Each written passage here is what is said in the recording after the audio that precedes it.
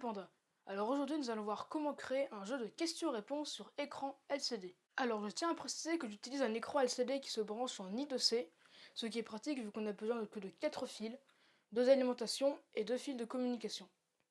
Si vous n'avez pas d'écran LCD en I2C, je mettrai quand même un schéma et un programme pour que vous puissiez quand même créer le jeu. Mais avant d'apprendre à fabriquer le jeu, voici une petite démo.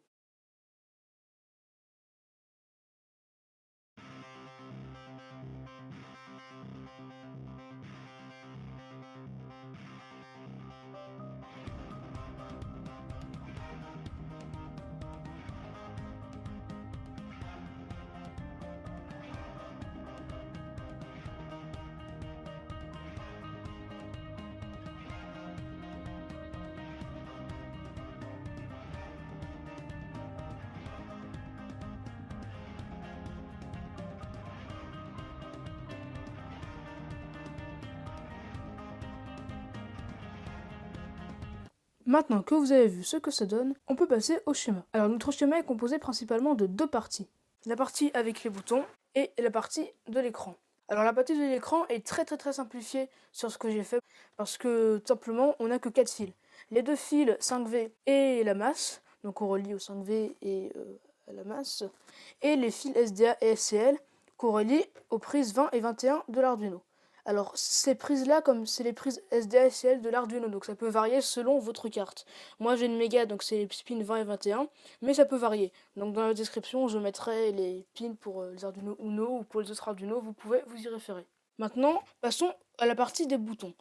Donc les boutons sont reliés à la masse de la carte Arduino, et leurs sorties sont reliées aux pins 2 et 3 de la carte Arduino, qui sont initialisées dans le programme, donc on verra tout à l'heure, en mode input pull-up. Donc ce sont des entrées. Voilà. Maintenant, je vous laisse faire pause sur la vidéo, recopier ce schéma, puis on passe au code. Donc pour le code, on commence par inclure les librairies, donc Liquid Crystal I2C, Wire.h et Liquid Crystal. Ensuite, on dit de quel écran il s'agit, quel écran on utilise. Moi, c'est un 0x27 et comme c'est un 20x4, je marque 20,4. Après, pour les variables, vous n'êtes pas obligé de faire les variables height, ça c'est des trucs bonus que j'ai fait. Porte A, porte B, c'est quand même classique.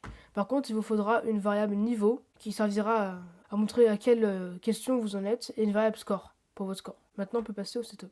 Ensuite, pour le setup, on initialise le LCD avec les commandes LCD init. On initialise également les pins 2 et 3 et 4 si vous voulez faire un bouton C en input pull-up. Après, tout dépendra de votre nombre de réponses potentielles. Si vous voulez faire un QCM à 3 réponses possibles, vous mettez 3 pins initialiser input pull-up. Moi, je fais que en 2, du coup, j'ai mis 2 pins. La boucle infinie consistera à appeler plein de fois avec des conditions if toutes les questions auxquelles on en est. Donc si vous en êtes au premier truc, dans ce cas-là, le niveau est égal à 0, donc vous allez faire le début. Et c'est comme ça va appeler au fur et à mesure les questions. Après, pour chacune des questions, c'est ce qu'on verra plus tard dans les sous-programmes. Alors avant de faire les questions, je préfère toujours créer un petit sous-programme d'accueil pour le quiz. Donc pour ce sous-programme, on commence par inclure la variable état bouton A, qui sera égale à la broche 2, donc Digital Read 2. Après, vous marquez vos trucs, Panda Quiz, 8 questions, appuyez sur A pour jouer. Alors bien évidemment, si vous faites juste ça, quand vous allez appuyer sur A, ça ne va pas commencer le jeu. Pour ça, il faut créer une petite condition, évidemment. Donc du coup, vous faites if état bouton A est égal à low. Alors pourquoi égal à low? Parce qu'on a initialisé notre brosse sur input pull-up. Donc de base, c'est considéré comme un état haut. Donc quand on va appuyer sur notre bouton, cet état haut sera plus un état haut mais un état bas. C'est l'inverse de ce qu'on devrait faire d'habitude, mais ça marche très bien pour ce genre d'application. Donc du coup, quand vous appuyez dessus, vous marquez start, vous augmentez le niveau de 1. Et du coup, à la fin de ce programme, normalement, on passera à la question 1. Pourquoi ça passera à la question 1? Parce que du coup, le niveau sera plus égal à 0 mais à 1.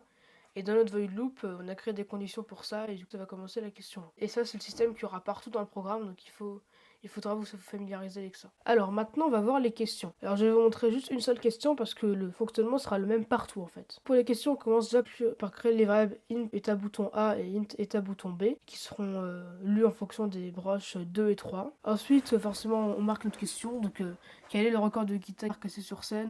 A 147, B 96. Donc là, la bonne réponse est 147. Donc pour les conditions, on marque si état bouton A, donc le bouton A qui a la bonne réponse, est activé. Alors on efface tout, on attend un petit peu et on marque bonne réponse. Du coup, là, on augmente le score de 1 et le niveau de 1 et on efface tout. Faut pas oublier de faire des LCD clear, sinon après vous allez avoir des bugs de deux questions qui s'affichent à la fois et ça va pas fonctionner. Donc il faut bien jouer avec les LCD clear. Après, vous faites la même chose pour mauvaise réponse, vous augmentez pas le score. Bien évidemment, adaptez votre longueur, la longueur de votre question et les termes aux contraintes techniques des LCD, c'est-à-dire si vous avez un LCD 16x2, ce que je vous déconseille de faire pour ce jeu, ben forcément vous ne pourrez pas faire des lignes de plus de 16 caractères, vous allez devoir un peu compresser. Et vous ne pouvez aussi pas mettre d'accent, donc ne mettez pas d'accent, sinon après ça va bugger, ça va vous remplacer par des et des trucs comme ça. Notez aussi que certains caractères ne peuvent pas s'afficher sur l'écran LCD, notamment comme tout ce qui est degré, tout ça. Donc dans ce cas-là, on devrait soit les supprimer, soit les remplacer par un autre caractère qui ressemble beaucoup, mais qu'on peut écrire sur LCD. Voilà, c'est tout pour le code. Évidemment, je vous le mettrai, le code complet, dans la description. Sur ce, merci d'avoir regardé la vidéo. Si vous avez aimé, vous pouvez vous abonner à ma chaîne YouTube. Moi, je vous dis à bientôt pour de nouvelles vidéos.